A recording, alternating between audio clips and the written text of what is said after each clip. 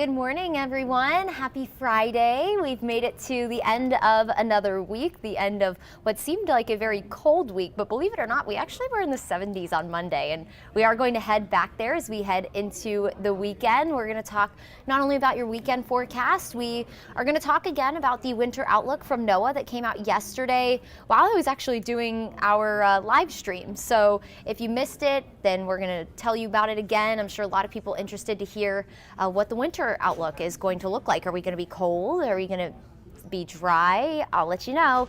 And of course, Halloween now just 10 days away. So we'll talk about at least an overview of what we're thinking you can expect for the Halloween holiday. It's a holiday, right? We consider that a holiday. So let's get right into it, shall we? Here is a look at what's been going on this week. We had this really large weather system move across the Great Lakes region and into the Northeast, and cold air spilled in behind it. And this really was a deep layer of cold air that spilled in from Canada. Cold Canadian air, the jet stream. We're going to talk about that when I talk about the winter outlook, and that'll kind of give you a better idea of exactly what that is. That pushed really far south, and that jet stream kind of helps pull in not only weather systems, but that really cold air. If the jet stream stays further north behind fronts, then you don't get that really deep layer of cold air that would put you in the 20s and 30s like we have been this week. But regardless, that's now out of the way. You might have noticed it was still chilly this morning, but it was not freezing anymore this morning. And that will be the case as we go through the next few days. We will have a warming trend, not only with our overnight lows, but also with our afternoon highs. And that's as an area of high pressure filters in behind that weather system. So what high pressure does, when high pressure dominates an area, air sinks underneath high pressure, and that allows for a couple of things. When air sinks, it warms, so hence our warming trend. And also what it kind of does is I like to say that high pressure kind of offers a dome of protection from any kind of weather system, any kind of rain chance, so we will ultimately stay dry. There is a little asterisk to that though, kind of a caveat. Where high pressure is located, yeah, what? Oh, okay, sure. Are warmer or cooler temperatures better for trick-or-treating? That's our weather question, by the way. Sorry, I just looked over at some of the comments because I saw Maria move over there. But anyway, so back to what's going on here. As an area of high pressure filters in behind it, that will help us be warm. But like I said, there's a little bit of a caveat to the dry part of high pressure. So here in Georgia, we obviously have an ocean to our east, that's the Atlantic, and then we have that ocean to our south, the Gulf. And so when high pressure starts to push closer to the coast, wind around high pressure rotates clockwise. What will that do? That'll bring in a southeast wind to North Georgia, pulling in more moisture from the Atlantic because our influence will be the Atlantic Ocean. When wind comes out in the north, of course, land is a lot drier than the ocean, so that's when that drier air filters in. So with that extra moisture, that'll add a few extra clouds over the weekend, but that will also help give us a rain chance along our next front that will be on the way for next week, which we're going to talk about. So currently, in Atlanta, 59 degrees. We're warming nicely. It is, in fact, several degrees warmer than this time yesterday. I'll show you those numbers in just a second. We're at 55 in Canton, 59 in Athens, 51 in Covington and in Rome, and 54 in LJ. So for the most part, low to mid 50s, a few upper 50s inside the perimeter. Take a look at this 24-hour temperature change. We are all now warmer, upwards of 4 to 6 degrees warmer than this time yesterday. And we will ultimately be warmer when it comes to those afternoon high temperatures. Upper 60s, low 70s. The North Georgia mountains could still end up in the low to mid 60s, but for the most part, we're heading into the 70s today. Now tonight, of course, it's Friday. That means there's going to be some Friday night football, high school football. And tonight on Peachtree TV, if you're not heading out to the game physically, you want to get your football fix, you can watch it on Peachtree TV. Brookwood versus Grayson. Kickoff tonight at 8 p.m. It'll be around 60 degrees, and then we'll head into the low to mid 50s for post game. So overall, a perfect night for football. It'll be clear, it'll be cool. You'll definitely want to bring a jacket with you though. You know how cold those bleachers can get when the temperatures drop, so be sure you're preparing for that. Through the overnight, low to mid 40s, comfortable, still chilly. You'll definitely need a jacket if you're heading out maybe to the breast cancer walk tomorrow at Atlantic Station. That's at 9 o'clock tomorrow morning. If you want to go take part in that and support, of course, breast cancer awareness, it will be cold for that event tomorrow morning because essentially these are the temperatures that will be around 6, 7 a.m. around sunrise. That's when we hit our lowest temperature. So of course we'll gradually warm through the day, ending up in the low 70s on Saturday, and then on Sunday we'll be in the mid 70s. So 49 is our overnight low. We'll wake up in the upper 40s, so mid 40s tomorrow, upper 40s Sunday morning, and then Sunday afternoon we'll be in the mid 70s, mostly sunny skies. We could see a few extra clouds around on Sunday, but by and large it's going to be a stunning weekend. So get out and enjoy it. Go apple picking, go to a pumpkin patch. There's plenty to do across North Georgia, so get out and enjoy this beautiful weather because it really is going to be fall-like after a week that felt more like Christmas. And y'all, I'm not even going to lie to you. I saw 2 Christmas commercials on TV yesterday, and I was like, no, hold on, slow down a little bit. We haven't even made it to Halloween, okay? It threw me for a loop. I was like, the commercials are figuring out that it's freezing here in Georgia. So as we go through the weekend, low to mid 70s, we're gonna push 80 degrees. Guys, in a week, we went from being in the 50s for a high on Tuesday to almost 80 degrees by next Monday. If you have not lived in North Georgia, y'all, this is, I mean, as cold as we were on Tuesday and Wednesday was not normal, but this is welcome to Georgia in fall. You go from cold and then all of a sudden you're sweating the next couple of days. If you don't like the weather in Georgia in the fall, just wait a couple of days, it'll probably change. And then we'll be in the low to mid 70s Wednesday and Thursday, and that's going to be along and behind that next cold front, which won't be as sharp or strong as the one that we had last week that brought us the really frigid air.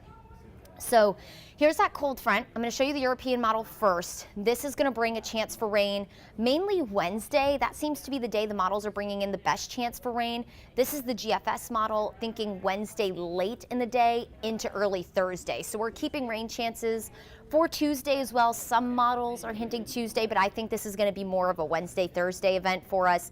That will bring us not necessarily super measurable rainfall. It's not going to bring us, 3 to 4 inches of rain and help us with our drought all that much. We are in a drought, by the way, across most of the area, but we could pick up about a 1/10 to 2/10 of an inch. Maybe some locally heavy amounts. We'll be able to fine tune the rainfall totals as we head into next week, and of course the timing of that front as well. Right now, though, it could be as early as late Tuesday into early Thursday, or we could be talking more an early Wednesday into early Thursday event. So there's still some fine tuning to do when it comes to the timing, but just know we are expecting a cold front as we head into the start of next week. So let's talk about the winter outlook. We're still in a La Nina. That is what the Climate Prediction Center issued on, I believe it was the 13th of October. So a little over a week ago, they said, okay, 75% chance that we're still in a La Nina for the winter time. And then yesterday, they put out their outlook for winter. They officially looked at all of the temperature profiles in the atmosphere. They looked at the sea surface temperatures, all the things that they do to say, all right, if we're looking at what's happening right now, what is that going to tell us about our weather pattern as we head into the winter time? This is essentially what they came up with. So we're still in a La Nina, and what that typically means in the winter time here in the southeast is instead of that cold air really pushing far south by the jet stream, that jet stream is indicated by that little arrow right there, the little line of arrows. The jet stream is a very fast-moving tunnel of air in the upper levels of the atmosphere that helps steer our weather systems. It also helps pull in those colder air masses. It'll separate those warmer and colder air masses. So when the jet stream dips far down south, we get that cold Canadian air. But when it stays north, we don't get that really cold air to spill in quite as often. There's a little disclaimer with that. Not saying that we won't get a cold snap all winter long, but when you look at the big picture of winter and you take a look at the overriding synopsis of the winter season, more than likely we're going to come out above average and also drier just because of the La Nina pattern. During La Nina, that jet stream typically stays further north, which means that colder air doesn't dig as far south, the weather systems don't dig as far south, and that ultimately keeps us warmer and drier. Again, doesn't mean that we can't have really cold air, doesn't mean we won't have the potential for snow during the winter. We've been in La Nina for 3 years now, and we've had at least flurries over the past couple of years. So, look at this and just say, okay, this is just the big picture. This isn't what's going to happen every single day. I talked about it a little bit yesterday. Weather is what's going on today. It's what your forecast is. Climate is the big picture. And so what happens over time. So we're looking climatologically at what the outlook for winter is, but that doesn't mean that the weather day by day can't be cold or even bring us rain or any kind of winter weather. So that's something that we'll definitely be at least crossing our fingers for. I would love to see some winter weather weather. I'm a native South Floridian, so I grew up without that kind of luxury. So moving here was a lot of fun when we'd have any kind of snow or anything like that. So thank you for the coming weekend. You're welcome, Rusty. Yeah, it's going to be beautiful. Get out and enjoy it. So I do want to show you, we're going to take a look at what you can potentially expect for Halloween. And with that, of course, Halloween's 10 days away. Sure, we could make a 10-day forecast, but that's not necessarily going to be the most accurate. Of course, the further out you go from the day you are, so today's Friday, Saturday and Sunday pretty much are spot on. But once you head into next week, that's when things starting to become a little more uncertain. And you'll fine tune it as you get closer. So this goes through October 30th, the day before Halloween. And it does look like we are going to be warmer than average, at least slightly. Average is low 70s for the afternoon, low 50s for the evenings. So still very well could be at least cool for Halloween when you're going out trick-or-treating. For everyone with your costumes, you might still maybe need some sort of light jacket.